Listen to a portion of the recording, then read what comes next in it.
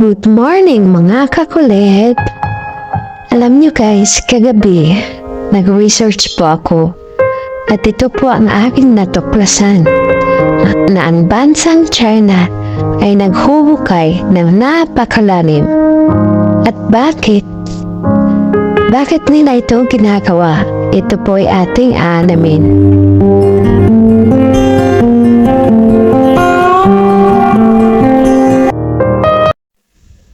Ang bansang China ay naghuhukay ng napakalalim dahil pinabalak nilang lampasan ang pinakamalalim na hukay na isinasagawa ng bansang Russia. Ang bansang Russia ay may hawak sa title ng pinakamalalim na hukay sa buong mundo na may lalim na 40,230 feet. At sila ang may hawak ng world deepest human-made hole. At matatagpuan ito sa Murmansk Oblast, Russia. Ang tawag dito ay Kola Super Deep Borehole. At ngayon, ito ay balak lampasan ng China. Sa Sichuan Basin, isang probinsya ng China, dito nila isinasagawa ang paghuhukay na umabot na ng 30,000 feet.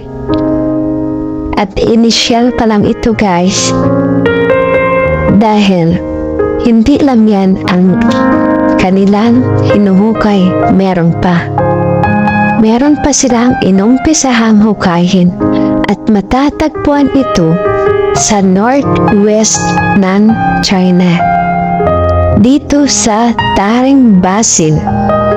Sa Taring Basin, dito nila binabalak isasagawa ang pinakamalalim na hukay at lampasan ang bansang Russia. Ginagawa nila ito ng China dahil lang para lampasan ang bansang Russia, kundi ginagawa nila ito upang matuklasan ng iba't ibang bagay sa ilalim natin. At pangalawa, source of energy, dahil naniniwala sila na may vital energy sa ilalim natin na pwede nilang mapakinabangan at ikakaumblat ng kanilang bansa.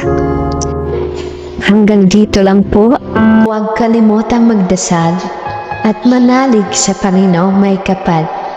In Jesus' name we pray. Amen. At guys, huwag niyo rin kalimutang mag-like, mag-share, mag-comment, at mag-subscribe. Thank you for watching.